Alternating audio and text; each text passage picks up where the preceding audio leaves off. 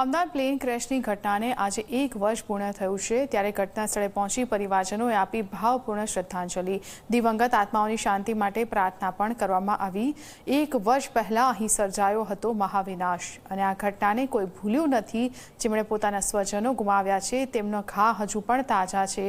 એક ક્ષણને એ દુઃખદ ક્ષણને એ દુઃખદ ઘટનાને એ દુર્ઘટનાને કોઈ ભૂલી નથી શકતું અને રડતી આંખોએ પોતાના સ્વજનોને યાદ કરીને પરિવારજનો શ્રદ્ધાંજલિ આપી રહ્યા છે। અમદાવાદના આ દ્રશ્યો છે જેમની આંખમાં અશ્રુ છે। તેમણે આજથી બરાબર 1 વર્ષ પહેલા કોઈને પોતાના સ્વજનને ગુમાવ્યું હતું।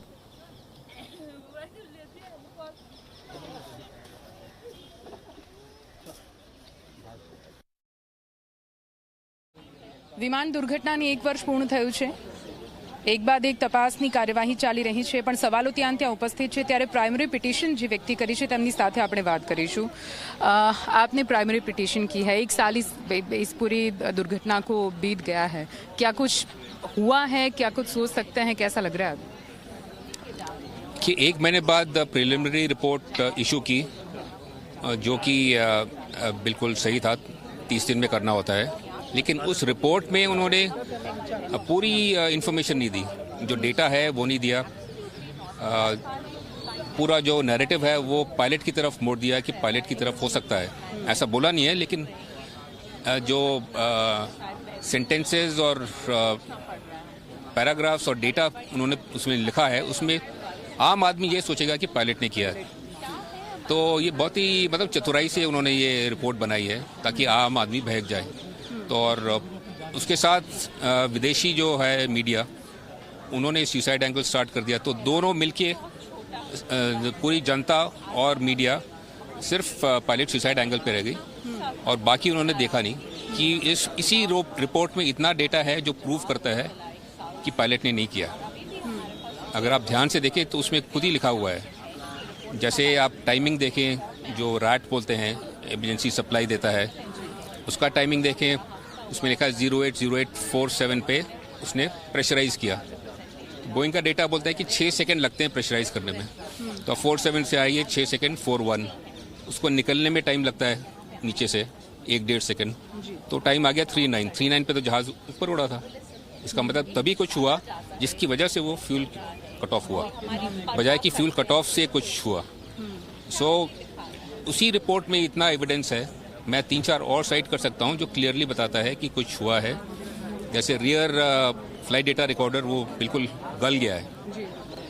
सामने वाला जो आग में गया वो बच गया, जो आग में नहीं गया वो गल गया। वो कैसे?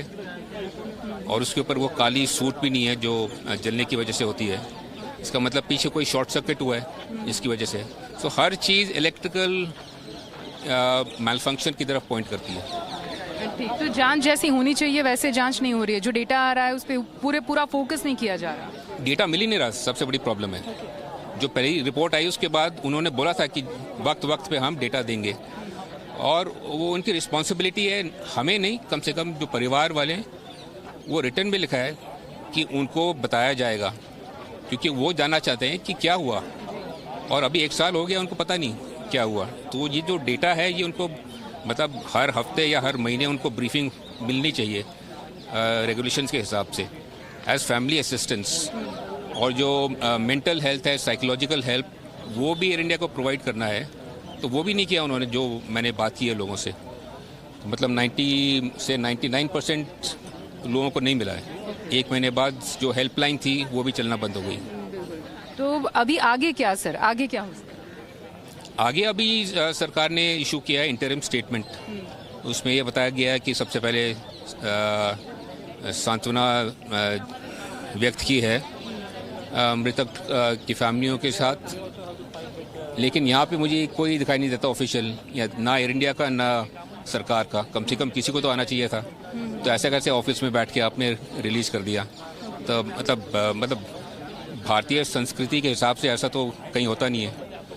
तो ये बिल्कुल अलग हो गए हैं। एयर इंडिया भी अलग हो गया है, मिनिस्ट्री भी अलग हो गई है कि हमें कुछ लेना देना इससे नहीं है। जो रिपोर्ट आएगी ये भी नहीं बताया कब आएगी, कि 2 हफ्ते बाद आएगी, 3 महीने बाद आएगी। बोले हम प्रयास कर रहे हैं सबके साथ। तो ये तो हमें इसी बात में तो आशंका है कि आपके पास सब्जेक्ट मैटर एक्सपर्ट नहीं है, किसके साथ आप कर रहे हैं प्रयास? जी सो बेसिक चीज़ों पे हम क्वेश्चन कर रहे हैं। બિલકુલ બિલકુલ શુક્રિયા. તો તમે જુઓ ઘણી બધી એવી વસ્તુઓ છે જે સવાલોના ઘેરામાં આવી જાય છે. તપાસ કઈ બાજુ જઈ રહી છે તે પણ સૌથી મોટો સવાલ છે. રાહ જોઈ રહ્યા છે, ક્યાં સુધી રાહ જોતા રહેશે? ન્યાયની આશ રાખીને અહીંયા પરિવારજનો બેઠા છે.